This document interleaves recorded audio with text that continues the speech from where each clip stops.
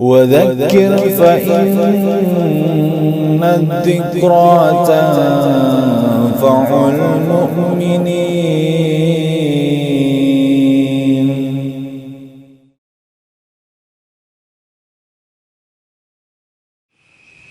Bismillah wassalatu wassalamu ala Rasulillah sallallahu alaihi wasallam. Ayyuhal ikhwanu fiddin rahimani wa rahimakumullah. Pada kesempatan yang baik ini, marilah kita kembali sama-sama membaca dan mempelajari di antara hadis-hadis Nabi sallallahu alaihi wasallam. Insyaallah dengan kita mempelajarinya akan banyak kebaikan-kebaikan yang dapat kita raih untuk kehidupan kita di dunia ini dan kelak nanti di hari kiamat. Adapun hadis yang hendak kita sama-sama baca dan bahas adalah sebuah hadis yang diriwayatkan oleh seorang sahabi, yaitu Abu Hurairah radhiyallahu an, yang diriwayatkan oleh Imam Bukhari, Muslim, Ibnu Majah dan yang lain-lain, di mana hadis ini adalah sahih.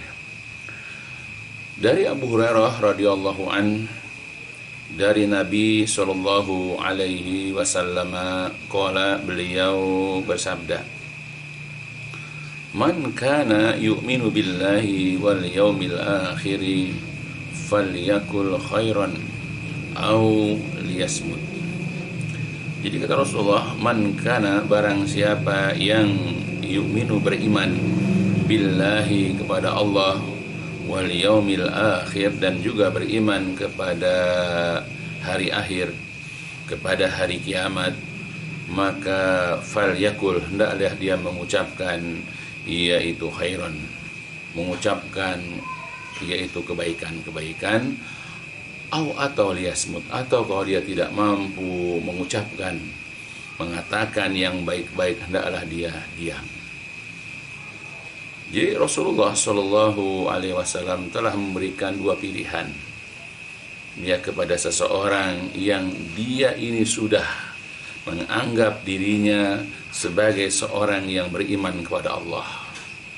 Karena Allah mendengar, Allah mengetahui apapun yang diucapkan ya oleh seseorang, baik ucapan itu dengan suara yang keras atau dengan suara yang sangat pelan, baik itu diucapkan dengan terang ataupun dengan bergumam, Allah tahu.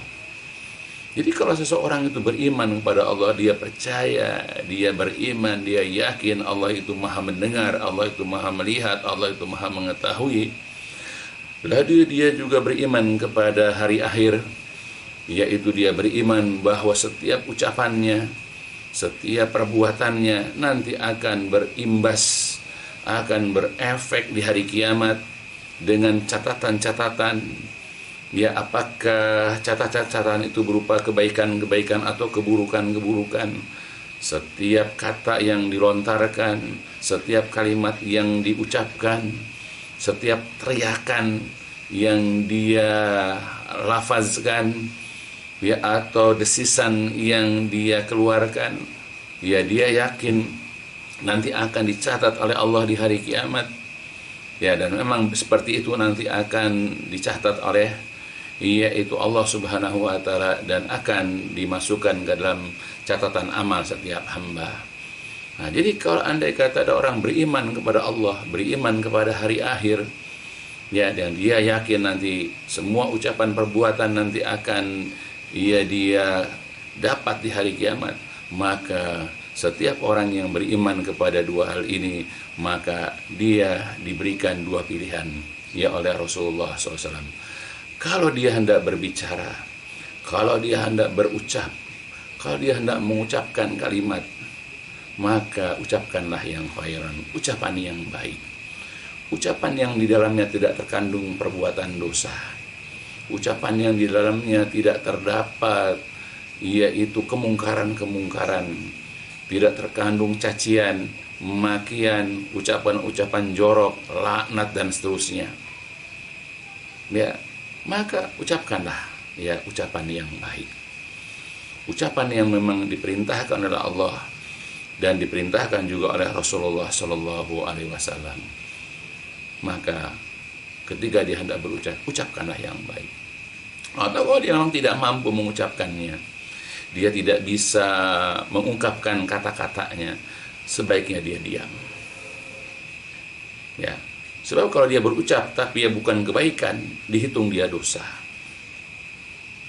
Ya, ketika dia itu berbicara, ketika dia merangkai kalimat, ketika dia itu meneriakkan sesuatu, ketika dia mendesiskan sesuatu, tetapi bukan kebaikan, maka akan tercatat satu keburukan dalam dirinya. Ya, banyak orang-orang yang tidak mampu menahan diri dari berbicara. Dia tidak bisa diam, selalu berbicara kemanapun, ya, kepada siapapun, kapanpun.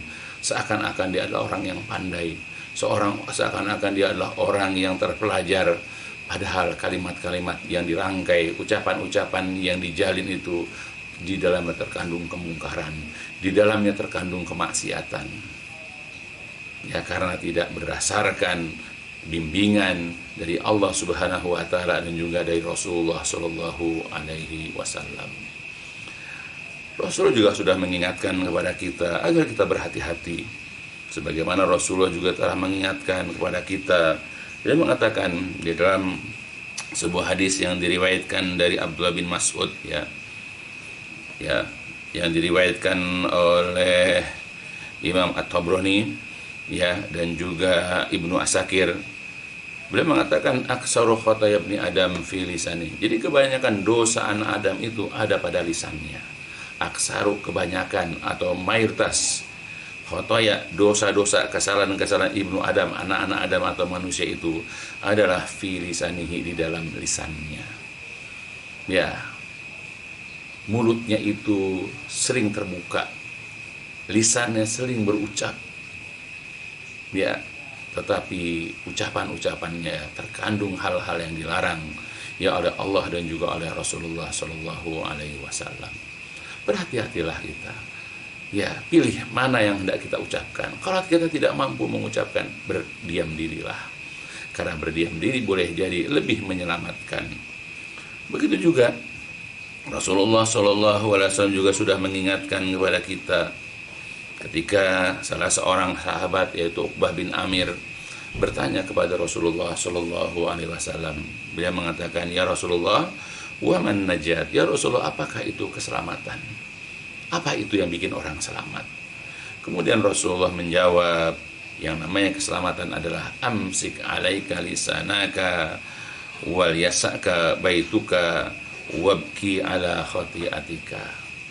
Yang namanya keselamatan yang dapat menyelamatkan kamu kelak di hari kiamat adalah, yaitu amsik alaika lisanaka, yaitu jagalah di atasmu lisanmu.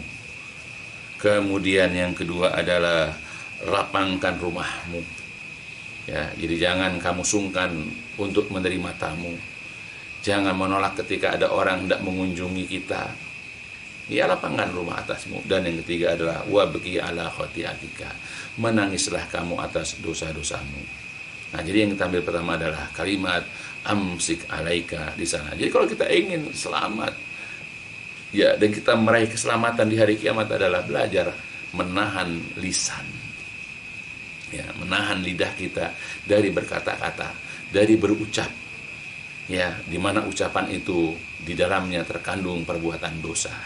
Ucapan itu menyinggung perasaan orang, ucapan itu terdapat cacian atau makian, di dalam ucapan itu terdapat ghibah, ya, di dalam ucapan itu terdapat fitnah, di dalam ucapan itu terdapat dusta atau kebohongan, di dalam ucapan itu terdapat fatwa-fatwa yang sesat dan menyesatkan, di dalam ucapan itu terkandung yaitu perkataan-perkataan yang cabul, jorok, dan seterusnya, ya, maka tahanlah lidahmu atasmu.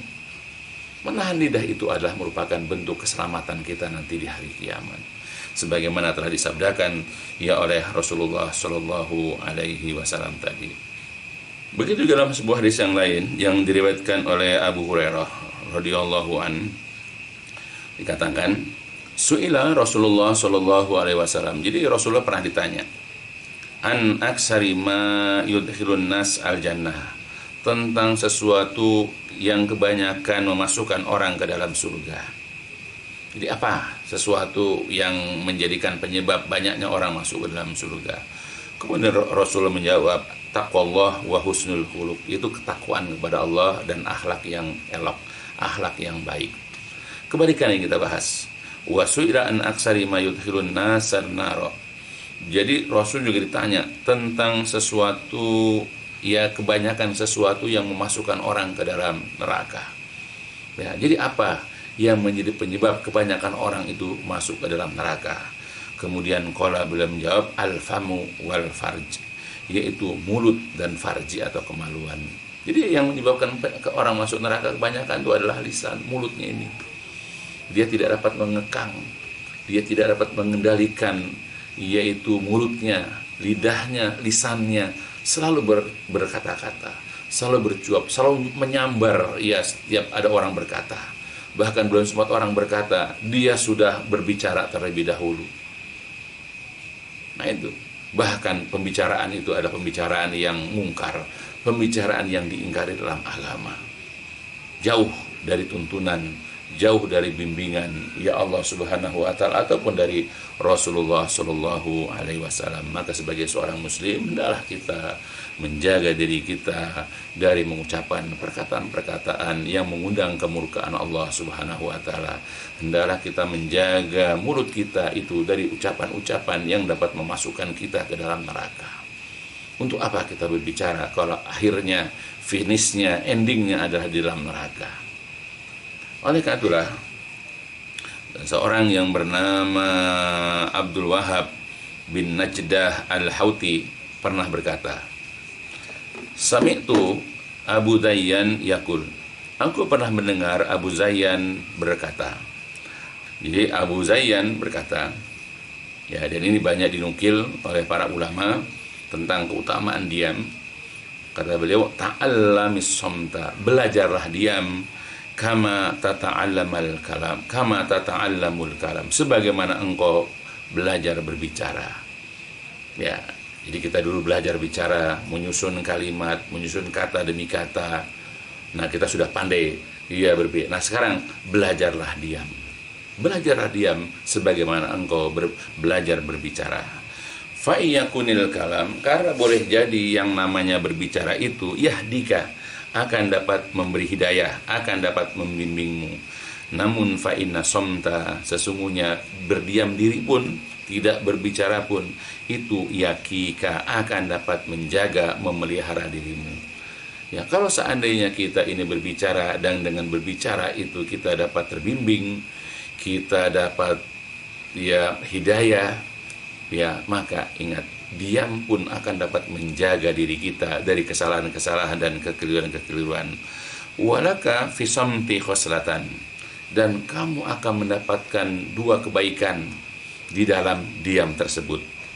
Ta'khudhu khoslatan biha ilmun man huwa a'lamu minka. Yang pertama, engkau akan memperoleh ilmu dengan diam itu dari orang yang lebih berilmu darimu. Jadi kalau kita ini diam, di hadapan kita ada orang yang lebih berilmu dari kita, maka kita akan dapat ilmu. Ya, dengan diam tersebut, dengan tidak banyak bicara tersebut. Dan yang kedua, wa tadfa'u biha anka jahlun man huwa ajhalu minka, dan engkau dapat menolak kebodohan yaitu darimu dari orang yang lebih bodoh darimu. Jadi kalau andai kata kita berhadapan dengan orang yang bodoh, dengan orang yang dungu, dengan orang yang tolol, ya, lalu dia banyak berbicara, dengan diam, ya kita dapat menolak kejahilannya, kita dapat menolak kebodohannya. Ya, jadi jangan kita layani, ya, orang bodoh ketika berbicara, karena kita jadi bodoh juga nantinya. Diamlah, karena dengan kita diam, maka kebodohan orang itu tidak akan membahayakan kita, karena kita akan menolak kebodohan tersebut. Itulah faedah kita diam. Ya, jangan kita suka nyerocos ke sana kemari, ya, dan bahkan dengan diam itu bisa menumbuhkan yaitu kewibawaan seseorang. Daripada orang yang banyak bicara, dan akhirnya semakin banyak bicara akan semakin nampak, akan semakin kelihatan kebodohannya, akan semakin dilihat kapasitas ilmu dari orang yang banyak bicara tersebut. Ya, kita boleh berbicara karena emang saat dibutuhkan. Ketika seseorang sedang dibutuhkan ilmunya, dia perlu menyampaikan ilmu. Ya, bagaimana mungkin orang menyampaikan ilmu, mengisi kajian-kajian lalu dia diam? Nggak mungkin. Nah, di satutah dia butuh bicara yang bermutu, bicara yang berkualitas, yang berdasarkan kepada ayat-ayat Allah dan juga hadis-hadis Nabi SAW, dan dijelaskan dengan pemahaman para yaitu ulama salafus soleh. Nah, di saat berbicara. Tapi ketika dia itu saat itu tidak dibutuhkan bicara, diamlah. Bahkan ketika di hadapan dia ada orang yang dia berbicara dan orang itu menyampaikan ilmu-ilmu ya kepada ya orang-orang lain termasuk pada dia, insya Allah dengan dia diam maka akan mendapatkan ilmu dari orang tersebut. Ya, begitupun kalau dia berada di antara orang-orang yang kemudian berbicara orang bodoh, ya di hadapan dia akan dapat menolak kebodohan itu. Ya, dia tidak akan terbawa ke dalam kebodohan orang tersebut. Ya, maka diam itu adalah lebih baik. Makanya kita ambil kata-kata yaitu Abu Zayyal di sini dengan kalimat ta'allami somta kama tata'allamul kalam. Belajarlah kamu diam sebagaimana engkau belajar berbicara. Maka wahai saudara-saudaraku seluruhnya yang dirahmati dan dimuliakan oleh Allah Subhanahu wa taala, marilah kita timbang ya dalam diri kita, kapan kita butuh berbicara dan kapan kita butuh diam. Tempatkan sesuatu itu pada tempatnya. Pada saat kita dibutuhkan bicara, maka bicaralah dengan pembicaraan yang baik dan benar. Tapi pada saat kita dibutuhkan diam, maka diamlah. Kendatipun orang tidak mengetahui, ya walaupun orang-orang tidak tahu bahwa kita memiliki ilmu atau kita dapat berbicara, tidak mengapa. Ya, karena kita saat itu memang dibutuhkan untuk diam. Ya, setiap sesuatu itu harus ditempatkan pada tempatnya. Diam karena kita memang dibutuhkan diam, berbicara karena memang kita dibutuhkan berbicara. Insya Allah dengan ini ya kita akan selamat. Kalau kita berbicara dengan pembicaraan yang benar, dengan berdasarkan kepada ilmu yaitu di Al-Quran dan Sunnah, insya Allah pembicaraan kita akan membimbing kita, ia akan memberikan petunjuk kepada kita ya dalam kebaikan-kebaikan. Tapi pada saat kita diam juga ada faedahnya karena akan memelihara, akan menjaga kita dari berbagai macam kesalahan. Ya, mudah-mudahan kita bisa memahami penjelasan ini, yaitu pencerahan ini, sehingga kita dapat memilih, dapat memilih dan memilah ya dari dua hal tersebut, mana yang harus kita lakukan, apa yang harus kita kerjakan, diam atau berbicara. Semua tergantung dari kondisinya. Itu saja barangkali yang bisa disampaikan ya dari hadis Rasulullah SAW tentang orang yang beriman kepada Allah dan hari akhir itu, hendaklah dia itu berbicara yang baik atau dia diam. Ya, mudah-mudahan sekali berfaedah khususnya untuk saya dan keluarga besar saya serta jamaah pengajian, dan dicukupkan sampai di sini, ditutup dengan walhamdulillahirabbil subhanakallahumma wa bihamdika asyhadu an la ilaha anta astaghfiruka wa atubu ilaik. الدين النصيحة قلنا لمن يا رسول الله قال لله ولكتابه ولرسوله ولأئمة المسلمين وعمتهم